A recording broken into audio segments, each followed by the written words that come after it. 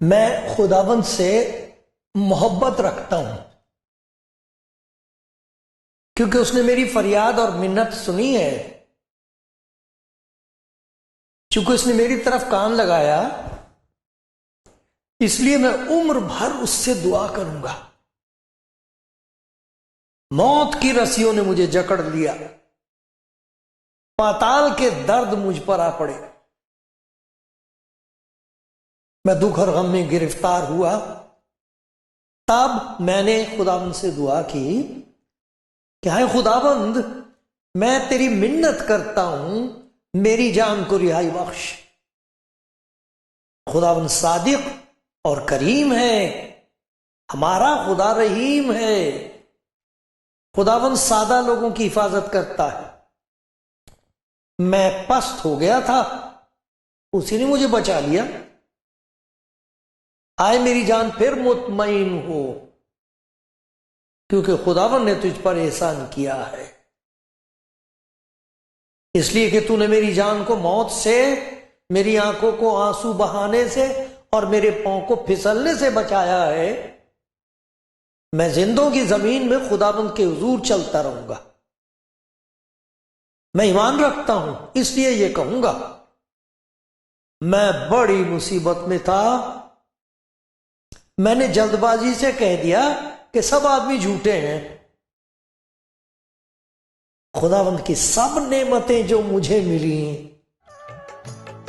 میں ان کے عوض اسے کیا دوں؟ کلام زندگی پروگرام دیکھنے والے بھائی بہنوں، کہیں بھی آپ ہیں، میرا سلام، سلامتی کی دعا کرتا ہوں آپ کے خداوند کے حضور آپ کے لیے کہ خدا آپ کو سلامتی بخشے، وہ اطمینان بخشے جو سمجھ سے بالکل باہر ہے. آپ کی زندگی میں کچھ ایسے کام کر دے، آپ کی زندگی میں شکر گزاری کا جیسے ایک دریا پھوٹ نکلے، ایک چشمہ پھوٹ نکلے شکر گزاری کرنے کا. آپ کے حالات بدل دے خدا، خیالات بدل دے، تعلقات میں خداوند کچھ نیا پن پیدا کر دے. آپ کہہ سکیں کہ اس نے مجھے بچا لیا ہے، اس نے کاٹ دی زنجیریں، اس نے زنجیریں کاٹ دی. میں تو پست ہو گیا تھا، موت کی رسیوں نے مجھے جکڑ لیا تھا. کاٹ دی اس نے میری زنجیریں، میں آزاد ہوں. خدا آپ کو بڑی خوشی بخشنا چاہتا ہے. سچ ہے یہ، آزما کے دیکھو کہ خداوند کیسا مہربان ہے.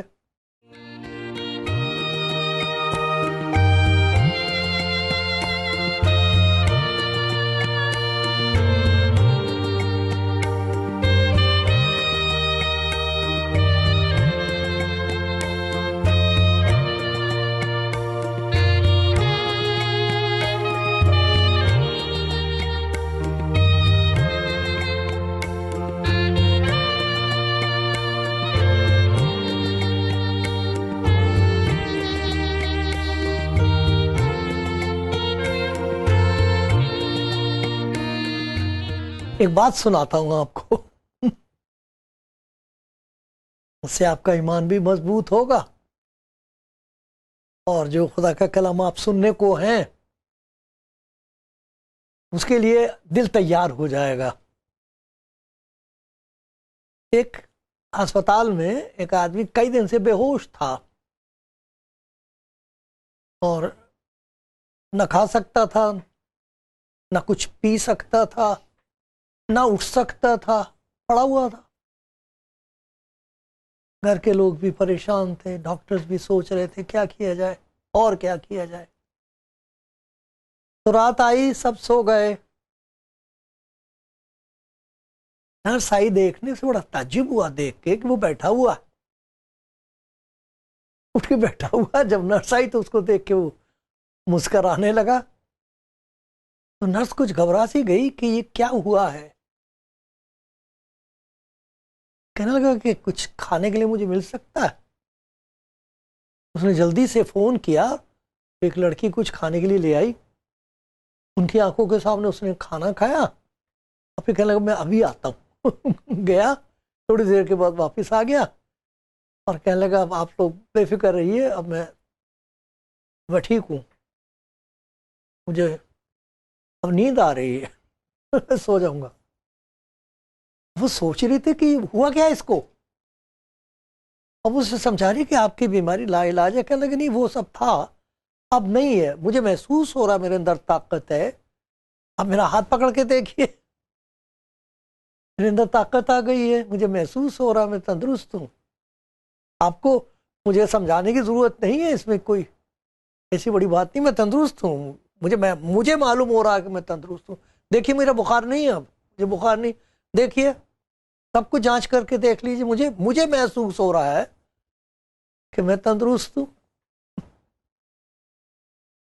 ڈاکٹرز بھی حیران تھے, گھر کے لوگ خوشی سے کہہ رہے تھے کہ یہ کیا ہو گیا. ڈاکٹرز نے کہا کہ اچھا آپ جا سکتے ہو گھر.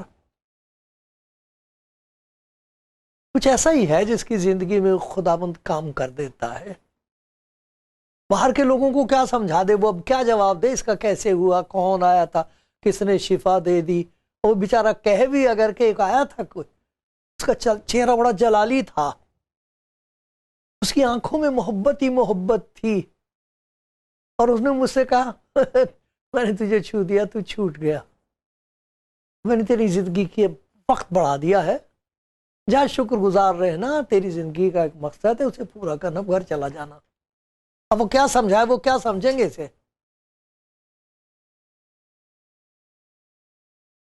میری بات ہے کہ کوئی سمجھائے کہ ہم سمجھائیں کیا کہتے ہیں جس سے وہ ان کو یقین آ جائے. اسی طریقے سے جب خداوند یسوع مسیح کے پاس کوئی آتا ہے جکڑا ہوا, دھسا ہوا, نا امید, کرہاتا ہوا, زندگی میں لوگوں کو کچھ نہیں پتا اس کے بارے میں, لیکن اس کو اندر معلوم ہے میرے اندر تعفن ہے, بدبو ہے, میں شریعت کرتا ہوں لیکن شرارت سے بھرا ہوا ہوں, شفقت کا ذکر کرتا ہوں خدا کی لیکن نفرت کے سوا میرے اندر اور کچھ نہیں ہے, میں عبادت کرتا ہوں لیکن میں دوسروں کے لیے لعنت بنا ہوا ہوں. مجھے معلوم ہے میرا کیا حال تھا, میں اندر سے بیمار تھا, سب کچھ کر کے دیکھ لیا, کچھ بھی نہیں ہوتا تھا. وہی بھوکا, وہی پیاسا, وہی بے چین, وہی لاچار. تو وہ یہ بتاتے ہیں کہ ان کو تجربہ جو ہوا ہے اس کی وجہ سے اندر شفا ملی ہے, باہر کچھ نہیں ہے, لیکن ان کا باطن جیسے دھل گیا. باطن اسی کی تو خدا کو فکر ہے. خدا نے کہا میں نے تمہیں شریعت دی ہے تاکہ تم جان سکو کہ میں کیا چاہتا ہوں کہ تم کرو. اور پھر اسی خداوند نے یرمیہ کی معرفت بتا دیا کہ تمہارے اندر تو سنگین دل ہے, پتھر کا دل ہے, میں اسے نکالوں گا, گوشتین دل تمہیں عطا دوں گا, جس میں ترس ہوگا, جس میں احساس ہوگا. یہ تو پتھر کے دل لیے گھوم رہے ہو, تم پتھر ہی اٹھا سکتے ہو اور کچھ نہیں جان سکتے. سخت دلی.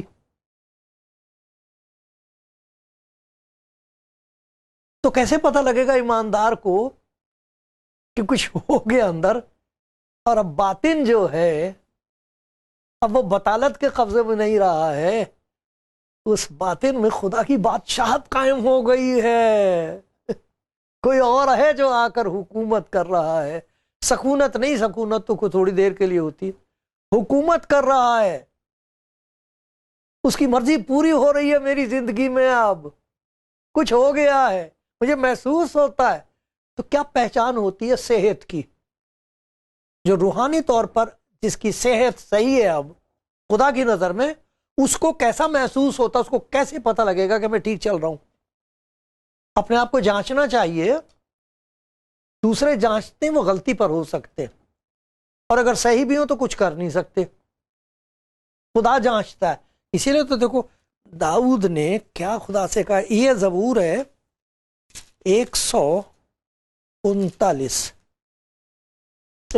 زبور ہے. ہاں اس کی میں 2 آیتیں پڑھتا ہوں، اس لیے میں یہ کہہ رہا ہوں جانچنے کے بارے میں، دیکھنا کہ ہے کیا اصل. آئے خدا تو مجھے جانچ، میرے دل کو پہچان، مجھے آزما، میرے خیالوں کو جان لے، دیکھ مجھ میں کوئی برائی تو نہیں، اب مجھ کو ابدی راہ میں لے چل. تو مجھے جانچ. کیوں؟ کیونکہ میں اپنے آپ کو جانچتا ہوں تو ہمیشہ اپنے آپ کو دوسروں سے بہتر سمجھتا ہوں، بڑا خوش ہوتا ہوں.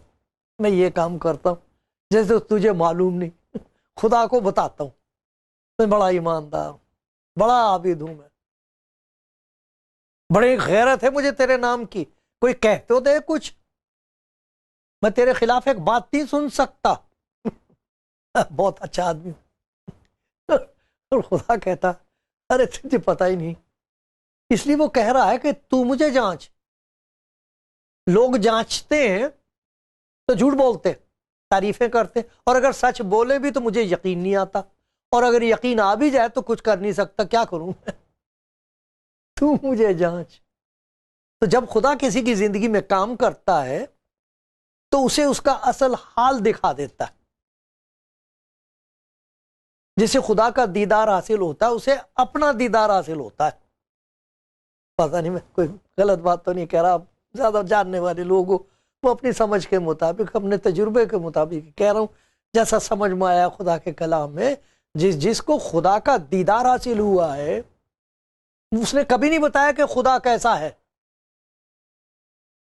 اس پر یہ ظاہر ہو گیا کہ وہ کیسا ہے. اور ہائے ہائے کی آوازیں آئی ہیں اندر سے، ہائے میں کیسا کم وقت انسان ہوں. یسایہ کی طرح ہماری راست بازی پھٹی دھجیوں کی مانی، گندے کپڑے جو ہوتے ہیں نا، غلیظ کپڑے، میں ان کا ذکر نہیں کرنا مانگتا. ہماری راست بازی خدا کی نظر میں گندے کپڑوں کی طرح ہے. آندھی اڑا کے لے جائے گی ہماری راست بازی کو. کیا راست بازی لیے گھومتے ہو؟ یہ حال ہے انسان کا. لیکن جب خدا ان صحت بخش دے اور دیکھے، اور دیکھنے کے بعد کچھ ایسا ہو، اس کے دیکھنے میں کچھ ایسا کمال ہو کہ پھر مجھے اپنی وہ ناپاکی دکھائی نہ دے، میری نظر سے غائب ہی ہو جائے، اور پھر میں داؤد کے ساتھ مل کر، خدا کے بندے داؤد کے ساتھ مل کر کہوں مبارک ہے وہ جس کی خطا بخشی گئی، جس کا گناہ ڈھانکا گیا، اور جس کی بدکاری کو خداوند حساب میں نہیں لاتا، اور جس کے دل میں مکر نہیں. اب مکاری کرنے کی ضرورت ہی نہیں رہی. مکاری تو اسے کرنے کی ضرورت ہے جس کا گناہ ڈھاکا نہیں گیا، بدکاری معاف نہیں ہوئی، گناہ ڈھاکا نہیں گیا، حساب صاف نہیں ہوا. وہ تو بیچارہ اپنے آپ کو کچھ نہ کچھ کر آ کے جھوٹی تسلی دیتا ہی ہے اپنے آپ کو کہ میں بالکل ٹھیک ہوں. ارے بھی ٹھیک تم اپنی نظر میں ہو، ٹھیک ان کی نظر میں ہو جنہیں چاپلوسی کرنے سے فائدہ ہوتا ہے. آپ کا اپنا فائدہ اٹھاتے ہیں، ان کی روٹی یہی ہے. ان کی نظر میں حساب تو آپ کو، نہ تو خود اپنے آپ کو حساب دینا اپنے آپ کو، نہ تو آپ جج ہیں، نہ وہ دوسرے لوگ ہیں. ارے جس نے حساب لینا اس کی نظر میں کیسے ہیں، یہ سوال ہے.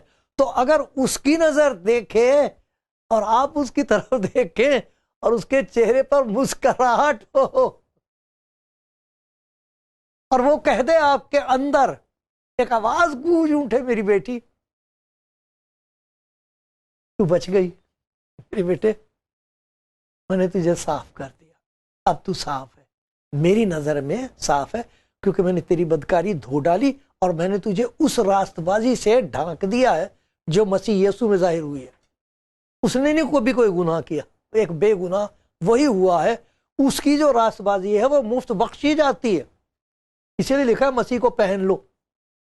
راست بازی سے مراد ہے آ جاؤ گناہگار کو وہ لے کے اس کے کپڑے اتار دیتا ہے، کہتا ہے ان کی ضرورت نہیں، اپنی راست بازی اڑا دیتا ہے. میں سمجھا نہیں سکتا یہ، لیکن ایمانداروں کا تجربہ یہ ہے کہ ایک عجیب قسم کی خوشی نصیب ہوئی ہے. اس کی وجہ سے یہ کچھ 4-5 باتیں ایسی جن کا میں ذکر کروں گا میرے پاس اتنی عقل نہیں ہے کہ میں آپ کو لیکن خدا کا پاک روح سمجھا دے گا آپ کو. میں تو صرف اشارہ کروں گا، اپنا تجربہ بیان کروں گا، اس کا شکر کروں گا. لیکن اگر آپ سچ مچ چاہتے ہیں یہ دیکھنا کہ آپ کی صحت کا کیا حال ہے، آپ کے باطن کا کیا حال ہے، وہ جو آپ کا من ہے اسے تندرستی مل گئی کہ نہیں؟ وہ گیت گایا کرتے تھے ایک بڑا اچھا، میرا من دھو دینا پربھو بنتی کروں بار بار، میرا من دھو دے.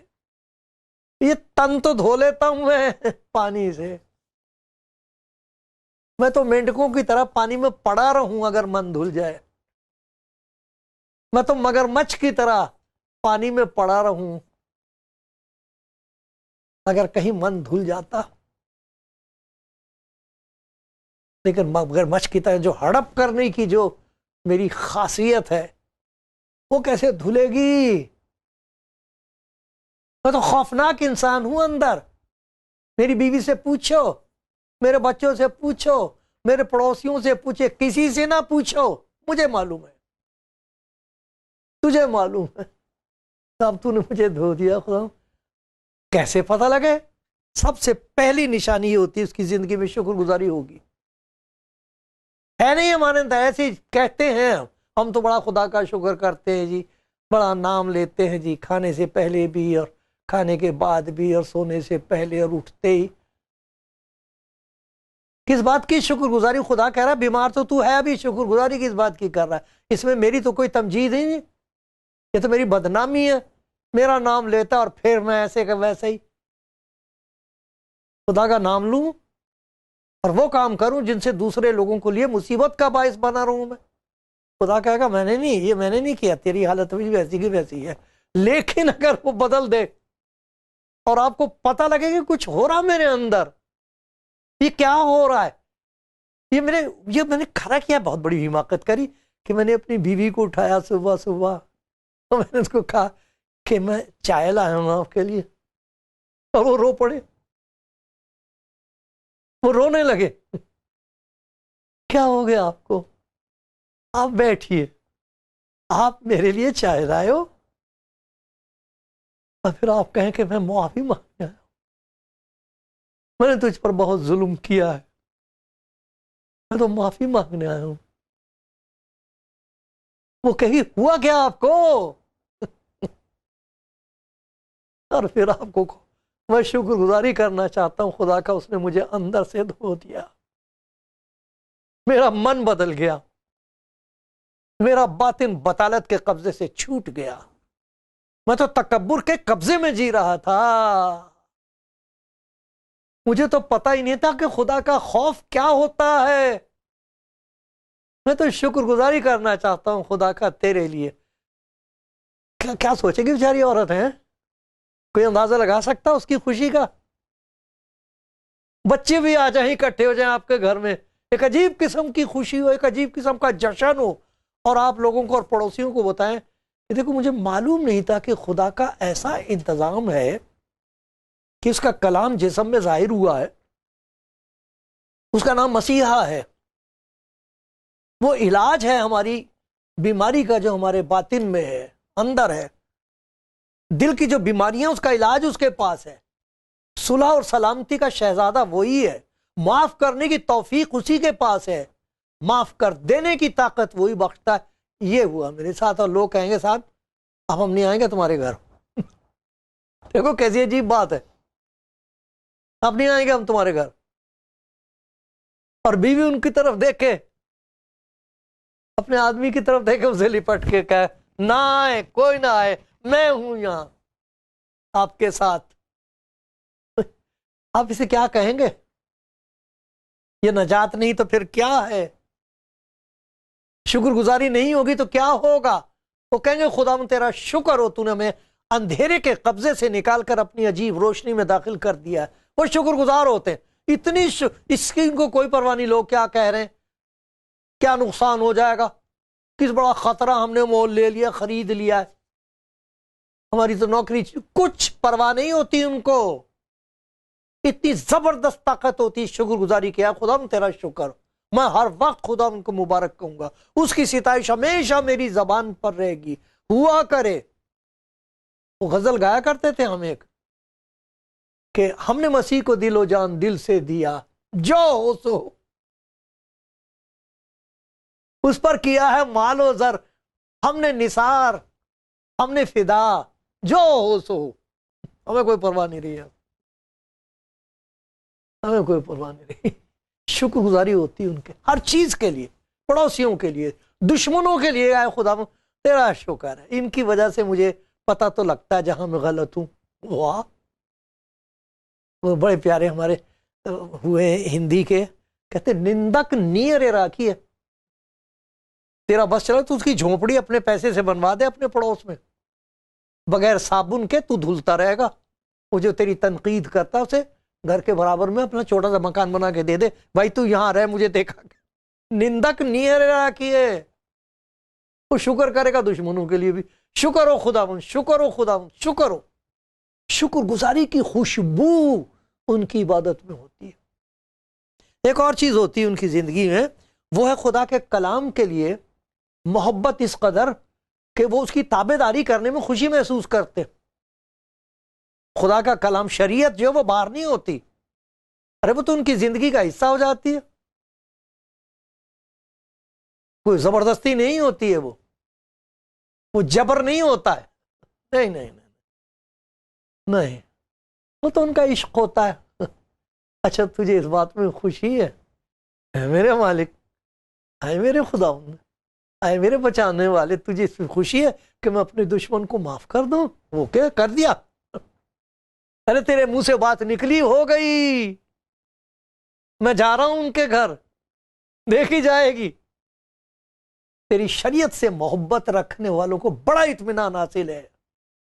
وہ یہ کہتے ہیں، نقصان ہوتا ہے، بہت نقصان ہوتا ہے، خدا کے بندوں کا نقصان ہو جاتا ہے اگر خدا کے کلام کے مطابق۔ اب سوچئے تو نا، اگر آپ ایمانداری سے کام کرنا شروع کریں، بیوہ کی جو زمین آپ نے مار رکھی ہے وہ واپس کر دیں، اور جا کے کوچ میں کہہ دیں کہ جی میں نے اپنا مقدمہ واپس لے لیا، اور اس سے معافی مانگ لیں، اور کہنے کہ نہیں یہ تیری زمین ہے، مجھے اور نہیں چاہیے، میرے پاس تو بہت زمین پڑی ہوئی ہے، میں غلطی پر تھا۔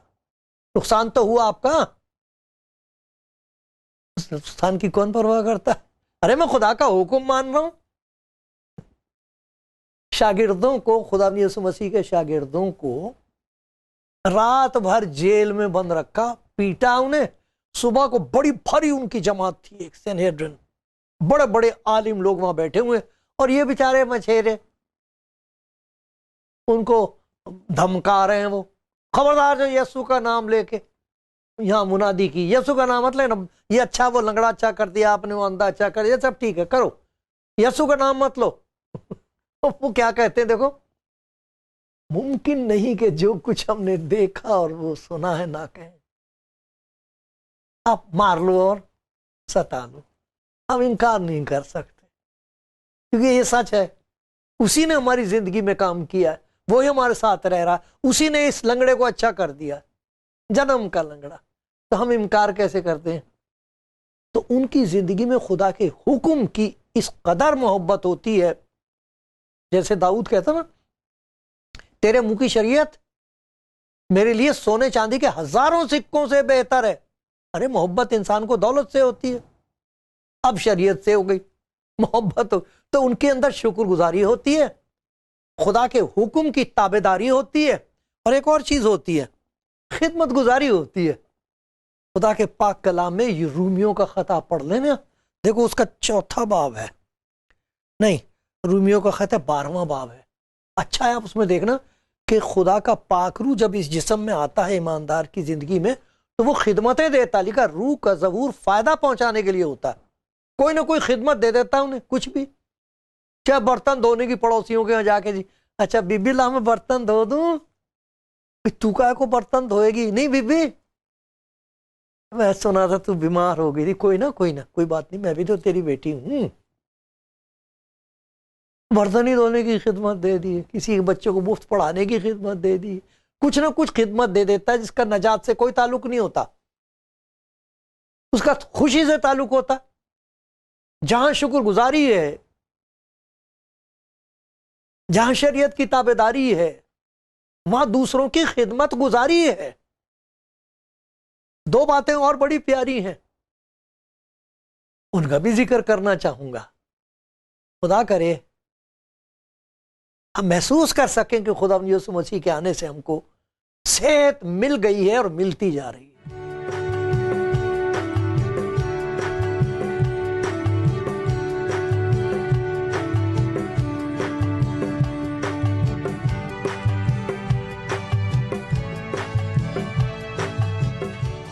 آپ سن رہے ہیں اور دیکھ رہے ہیں جس پروگرام جسے کہتے ہیں کلام زندگی، اور میں خدا کے کلام کی روشنی میں آپ کے ساتھ ان باتوں کا ذکر کر رہا ہوں جن کی مجھے ہر وقت ضرورت ہے، اور جن باتوں کے لیے میں خدا کا شکر کرتا ہوں تاکہ میں دیکھ سکوں.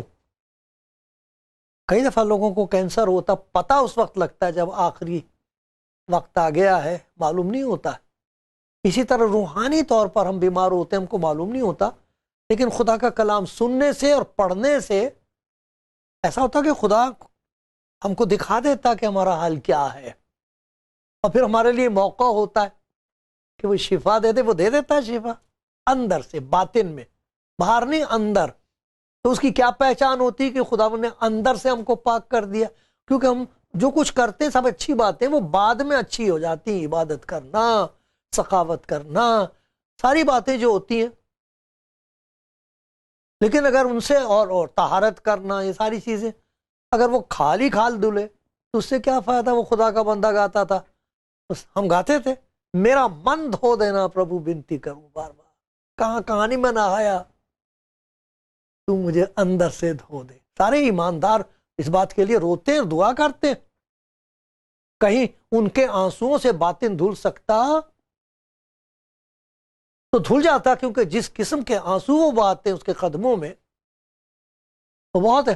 تو ابھی ہم نے دیکھا کہ جب خدا یسوع مسیح کے وسیلے سے ان کو خدا کی محبت کا تجربہ ہوتا ہے اور خدا اندر سے کام کر دیتا، جیسے اس نے نبیوں کی معرفت کہا ہے اور ہمارے سامنے نمونے ہیں، اور خدا یسوع مسیح کی خوشخبری یہ ہے، تو پھر تندرستی کے نشانات ہوتے ہیں. ہم نے دیکھا کہ شکر گزاری ہوتی ہے زندگی میں، خداوند کے حکموں کی تابعداری ہوتی ہے، خوشی کے ساتھ، محبت کے ساتھ. دوسروں کے لیے احساس ذمہ داری ہوتی ہے، میں ذمہ دار ہوں. وہ بیمار ہیں، ان کے گھر میں نہ تو کار ہے نہ کچھ ہے، سائیکل تک نہیں ان بیچاروں کی، ان کو اسپتال کون لے کے جائے گا؟ میں رکشہ چلاتا ہوں، میں کیوں نہ لے جاؤں؟ مجھے ذمہ داری، یہ ذمہ داری کہاں سے آتی؟ نہیں جی وہ ان کے پاس پیسہ ہے جی ٹیکسی منگانی چاہیے. نہیں نہیں نہیں نہیں نہیں نہیں، جو اندر سے تندرست کر دیا گیا ہے احساس ذمہ داری. اور دو باتیں بہت ہوتی ہیں، ان کے اندر ایک احساس ذمہ داری ان کے لیے ہوتا ہے جو ٹٹولتے پھر رہے ہیں، ڈھونڈتے پھر رہے ہیں، دروازے کھٹکھٹا رہے ہیں. ان کے لیے احساس ذمہ داری ہوتا ہے کہ ان کو بتا دیں. اور تیسری چیز یہ ہوتی ہے کہ ان کے اندر ایک بوجھ ہوتا ہے بہت زیادہ، الہ زاری جس کو کہہ سکتے ہیں، روتے ہیں دوسروں کی نجات کے لیے، ستانے والوں کے لیے رو رو کر دعا کرتے ہیں. یہ سارے تندرستی کے نشان ہیں. خدا کا پاک روح توفیق دے کہ ہم دیکھ سکیں. اگر بیمار ہیں اس کا تو نام ہی شفا دینے والا ہے، وہ تو مسیحا ہے، شفا دے دے گا. یہ بات سچ ہے، آزما کر دیکھو.